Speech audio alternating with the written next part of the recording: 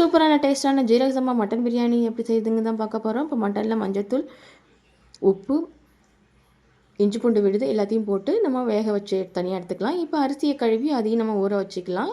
இப்போ பேனில் எண்ணெய் ஊற்றி நெய் ஊற்றி பட்டை, கிராம்பு, ஏலக்காய், அன்னாசிப்பூ போட்டு பெரிய வெங்காயம், பச்சை மிளகா போட்டு அதையும் நல்லா கோல்டன் கலரில் வதக்கிட்டு இஞ்சி பூண்டு விழுதையும் போட்டு நல்லா வதக்கிட்டு புதினா இலை, கொத்தமல்லி இலை போட்டு அதையும் நல்லா வதக்கிக்கலாம். தக்காளியை போட்டு அதையும் நல்லா வதக்கிக்கலாம்.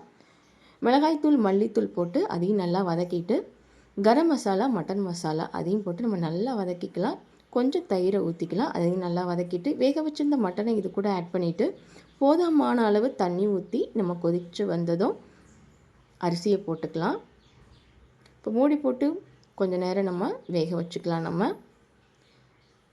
இப்போ நல்லா வெந்ததும் கொஞ்சம் நெய்யும் புதினா இலை, கொத்தமல்லி இலை போட்டு இறக்குனீங்கன்னா ஒரு சூப்பரான டேஸ்ட்டான ஜீரக சம்பா மட்டன் பிரியாணி ரெடி.